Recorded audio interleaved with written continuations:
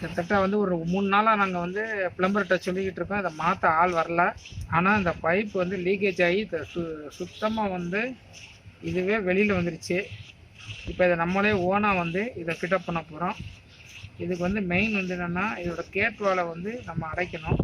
அதுக்கப்புறம் தான் இந்த பைப் வந்து நம்ம மாற்ற போகிறோம். மாற்றுறது எப்படிங்கிறத நான் உங்களுக்கு ப்ராக்டிக்கலாக சொல்ல போகிறேன். இப்போ இது வந்து ஒரு 1 இயர் வாரண்டியோட இந்த பைப்பை இந்த டேப் வாங்கியிருக்கோம்.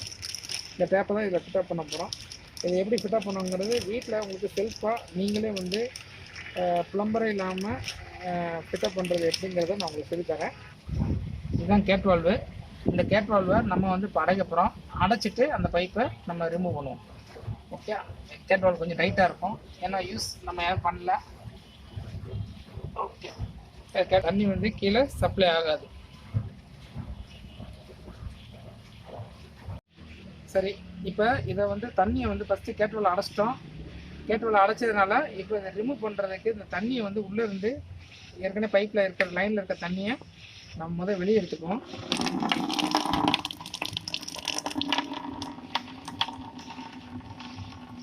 அவ்வளோதான்.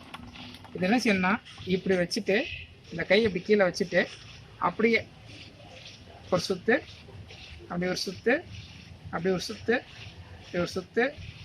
அவ்வளோதான், வந்துச்சு. ஏன்னா நீங்கள் இந்த மண்டக்கன்னு திருப்பினீங்கன்னா உள்ளே இருக்கிற மரம் அடிபட்டுரும். இந்த பாருங்க எவ்வளோ உப்பு இருக்குறேன். சரிங்களா? இந்த தண்ணி வடிகட்டும். வடிஞ்ச உடனே நம்ம புதுசு மாட்டிக்கணும்.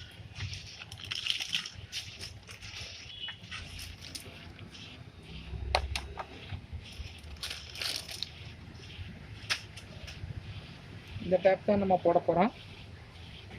இது வந்து கொஞ்சம் வெயிலுக்கும் தாங்கும். ரெண்டாவது வந்து இது வந்து மொட்டை மாடியில் உபயோகப்படுத்தக்கூடிய டேப்பு.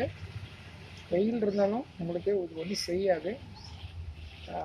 இது நல்லா கொஞ்சம் 1 இயர் வரைக்கும் உழைக்கும்.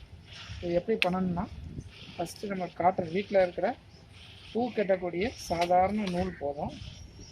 இதில் 2 சுற்று வர்ற மாதிரி எடுத்துகிட்டு என்ன பண்ணணும்னா, நல்லா தண்ணியில் நனைச்சிங்க. இந்த தண்ணி விடுதான் இதுலேயே விட்டுடுங்க. இந்த நனைச்சிடுங்க. இதை நனைச்சிட்டு இது என்ன பண்ணலாம், இந்த பைப்பில் இப்படி அழகாக வச்சுட்டு இது சுற்றி வேண்டியதான்.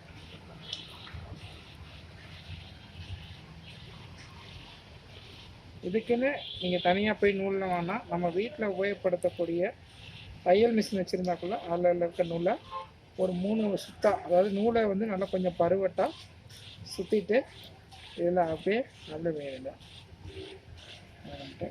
நல்லா ஒட்டி சுற்றிடுங்க. சுற்றிட்டு இப்போ இதை அப்படியே வச்சு மெதுவாக அப்படியே ஒரு சுற்று 2 சுற்று. அவ்வளோதான், அழகாக ஃபிட் ஆயிடுச்சு.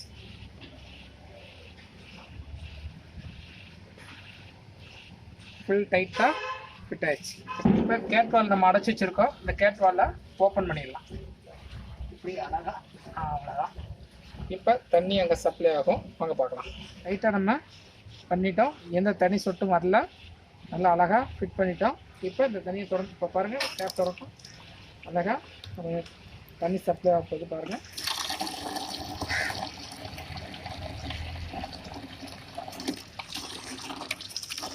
அவ்வளோதான். தண்ணி ஏன் இந்த கலரில் வருது அப்படின்னா, எங்கள் ஏரியாவில் வந்து இன்றைக்கி தான் நாங்கள் போர் வாட்டர் உபயோகப்படுத்தினோம். போரில் வந்து கிட்டத்தட்ட நாங்கள் 3 மாதமாக உபயோகப்படுத்தாதனால அதுக்குள்ளே இருக்கிற கசடுகள்லாம் வருது, வேறு ஒன்றும் இல்லை. ஓகே, இதுதான் நம்மளால் ஈஸியாக பைப்பை வந்து ஃபிட்டப் பண்ணக்கூடிய ஒரு அற்புதமான ஒரு வீடியோ உங்களுக்கு கொடுத்தாச்சு. நன்றி, வணக்கம்.